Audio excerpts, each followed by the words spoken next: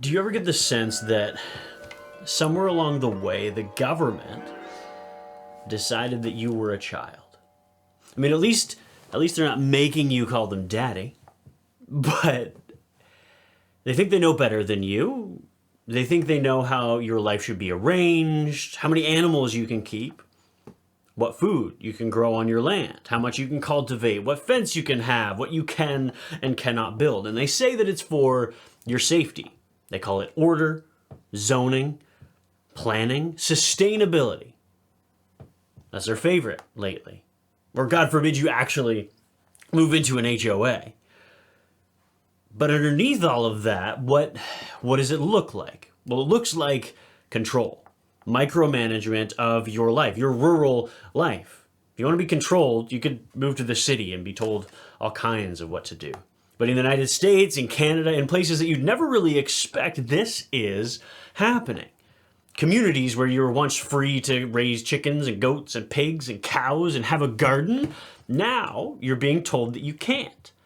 You must register, you got to limit your numbers, you're being denied expansion. And we're not just talking about big corporate grow outs or feedlots. This is happening close to home.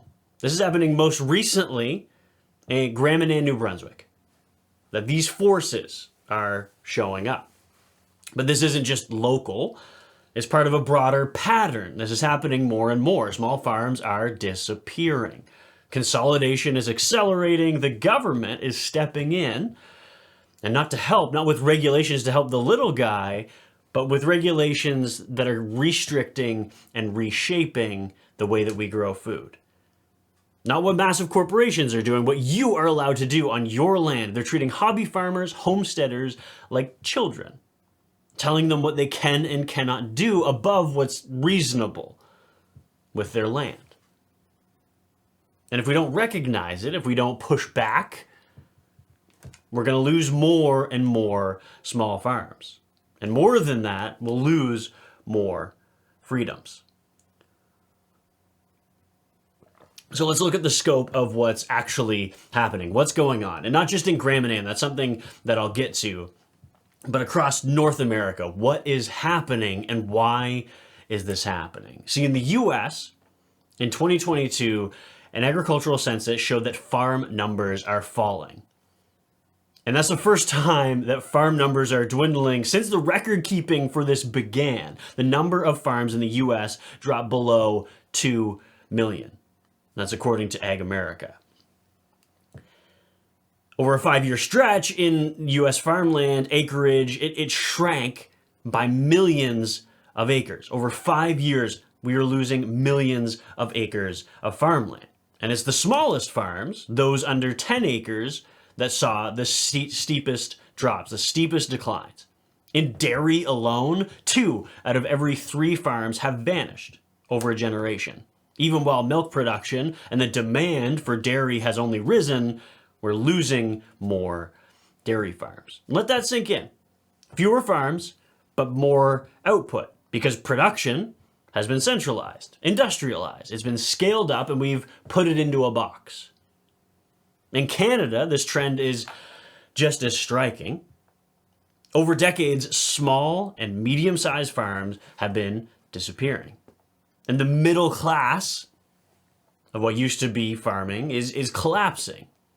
The few large farms are expanding, and many small ones vanish or are bought up and absorbed into national and multinational conglomerates. In one article, researchers pointed out that there's been a 44% drop of mid-size Canadian farms. So when we hear talks of progress, efficiency, smart farming, who's it efficient for? For the big guys, for the big players? Or is it for the small farms who are innovating and actual stewards of the land? And that's the battleground. The policies, the bylaws, the regulations, they don't land evenly on everybody. They hit the small farms, the independent farms and homesteaders, the ones with less influence. And those effects ripple across communities, across economies, and across heritage. So let's move to Grand Manan, to local, which you may be familiar with what's happening on Grand Manan. Well, I recently saw a draft of their new bylaws, which is really scary, actually. I get it sent to me, and it's sections 5.17, 18, and 19. And these aren't vague aspirations. These are concrete rules aimed at limiting what property owners can do with their livestock, with their chickens, or with their hobby farms. So I want to walk you through them. We'll actually go through them and we'll talk about them. And this is rural life being recast as something that needs your permission. You need permission from the local government to do this. And keep in mind, this is an island of less than 3,000 people. You'd think that self-sufficiency on an island and homesteading would be something that would be popular and should be popular and should flourish, actually. So section 5.14 is on keeping chickens. They're only allowed to be kept where they're permitted and only on lots with a single dwelling. Maximum of 20 chickens in a mixed use zone, whatever that means. And manure or waste must be removed regularly or composted under regulation. Again, it's that control. Every chicken must be kept in a roofed, enclosed coop and run fully predator-proof. Now, these things sound fine, but they're regulations. The coop must be 10 meters from a dwelling of an 10 meters from your dwelling or an adjacent lot. And these things, they sound fine. They're good ideas. These are best practices for how you should keep your chickens. But you're being told you have to. Like, these things are regular respect for most of your neighbors, but you have to register with the village clerk. You have to register your chickens. You're being told what you can and cannot do. You want 25 birds? I don't know, maybe the village clerk tells you no. You want more than one dwelling? You want to put a tiny house on your property? No, can't keep chickens anymore. Or you're probably not even allowed to keep the tiny home on it. You want to raise more animals. You want to expand. You want to try some new animals. Your dreams will probably butt up against these new bylaws. Let's move out of chickens. Section 5.18 is on standards for livestock in rural zones. So you must have at least 20,000 square meters, which is about 5 acres if you want to have a farm.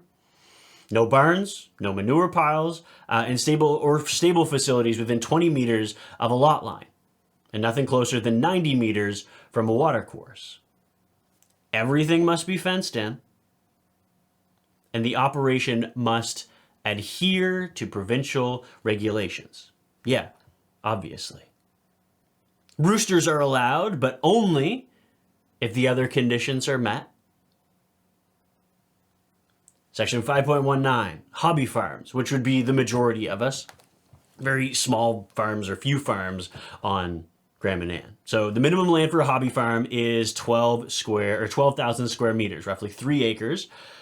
And the farm must be secondary, so it can't be your actual farm. For that, you need the 5 acres. It needs to be secondary to the main use, meaning that your home comes first. Any accessory buildings must be set back 15 meters from the property line. Again, these are mostly just good rules. These are good things for any regular farmer, but these are laws that you would be required to follow. There's an animal cap per 4,000 square meters, meaning a maximum of 5 animal units per hobby farm. Roosters may be permitted, but only where terms meet the Planning Advisory Committee. In plain English, what's happening, even your most modest farm or homestead plans are now subordinate to this bureaucratic threshold that they've decided and made up. You don't have 5 acres, or don't quite have 5 acres, you probably can't have livestock. You don't meet the setback rules. You're 9.5 meters instead of 10. Sorry, no chicken coop, no chickens for you. You want to expand? Well, you'll need permission from the village clerk. And if they don't like you, if you're not in with the in crowd, as you probably know, you might be denied. And this would be laws that treat rural citizens as incompetent minors. You need to be policed, you need to be regulated, you need to be controlled. So let's step back and think about the impact that laws and rules like this have. Again, they are not suggestions, they are not best practices, these are legal gates. They're proposed, and maybe even unintentionally.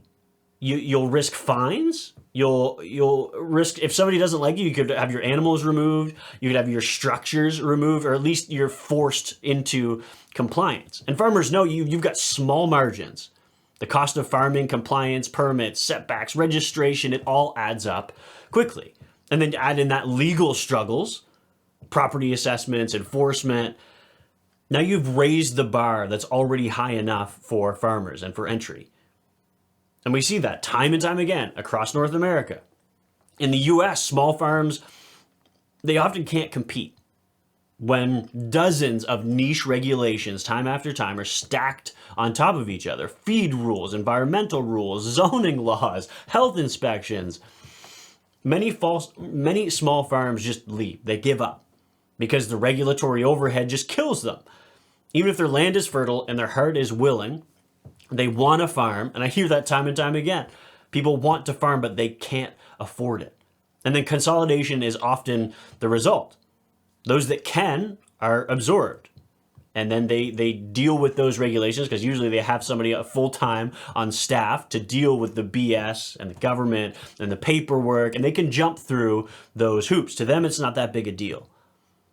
Then the policymakers, they claim that they're protecting the neighbors, they're protecting the environment, they're protecting aesthetics. But often they're protecting corporate interests or their own interests as well. On Grand Manan, these bylaws will be wielded in the exact same way. By neighbors with complaints, by inspectors who interpret things vaguely, by committee who can deny you because you're not quite in with the in crowd. And once this precedent is set, 5 acres here, 5 animals there, it does spread. Next time, the minimums get raised, or they add more species, they're more specific, or they regulate better sheds, better waste management, better smells, and then they'll restrict your breeding, what you're allowed to breed, or how much you're allowed to breed. And then regulation is the tool of attrition. One rule at a time, small operators are squeezed out. Now consider the broader forces backing this trend. What's actually going on?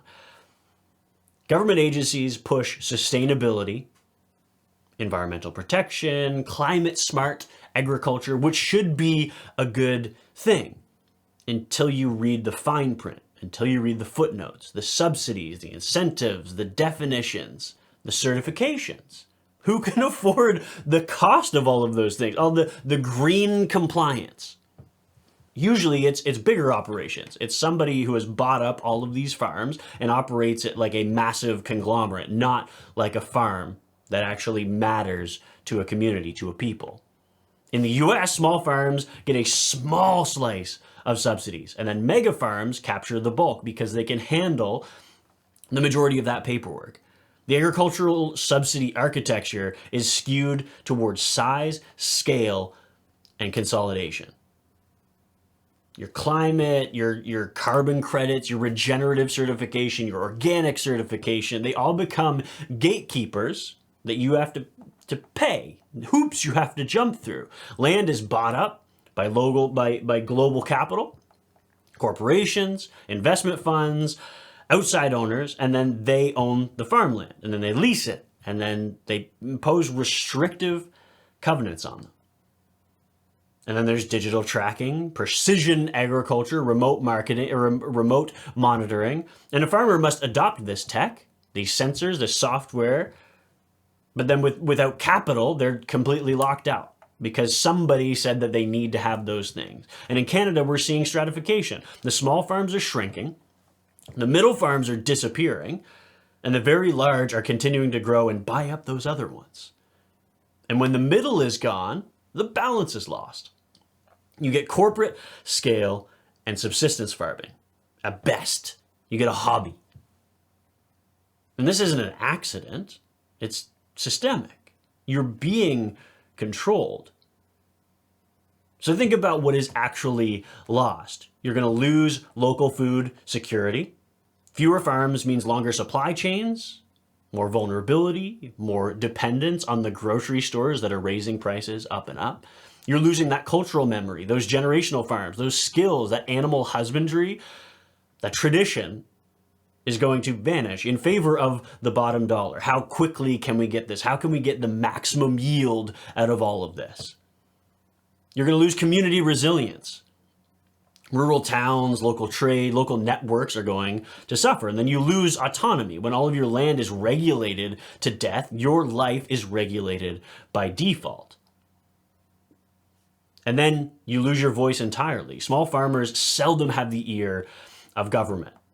They're dispersed, they're under-resourced, they're too busy actually producing food for people. And the government treats people like children, treats rural people like children especially because they think that rural people won't resist. And then many people won't even notice, but some will, and some must. And so to those people on Grand Manan, you're on the front lines of this battle. And I heard that you made quite a stink and that they are revising these bylaws. These proposed bylaws is a template. And if it passes, every rural corner has a potential to seeing this same regulation. It's a test. They want to test it out in one place and then see if it goes over well. And I heard it's not going over well. So don't let them tell you you must register your chickens. Don't let them claim that you don't qualify for livestock unless you have, you don't have 5 acres, you can't do it. Don't be satisfied with vague promises. Demand explicit rights. You need it in writing. Don't say, that's just, no, that you cannot let that happen. There's already too many things that goes for. When the government begins to tell you how to live on your land, how many animals you can own, how far your barn must be from your neighbor, what you're seeing isn't planning, it's power, and it's asserting itself quietly, invisibly. And a society that allows rural life only with permission is not free. In fact, that sounds familiar, and that kind of sounds like communism. A place that treats farmers like children is not respecting adulthood. And a world that funnels food production into a few hands is fragile. It's unfair. It's unsafe. A centralized food system, food that only comes via vast distribution networks and the grocery stores, the same grocery stores, by the way, that are bragging of record profits while your pocketbook grows lighter in this devastating economy. It's a system that can starve a population. It can squeeze them into poverty, and subsequently, when you're starving and you're poor, you're compliant. You will own nothing, and you will be happy. Sound familiar? So if Grand Manan is to remain a place where people live freely, can feed themselves and their neighbors, and shape their land, be self-sufficient, you need to resist these bylaws. And tourism dollars is great, it's fantastic. But when the tourists are gone and you're not allowed to grow your own food, to raise your own animals, the ferry breaks down, what are you going to do? Once they own permission for your chickens, your goats, your barns, they own you. They own your life. And this isn't about nostalgia, about the way things used to be. This is about survival, literally survival, for land, for food, and for freedom.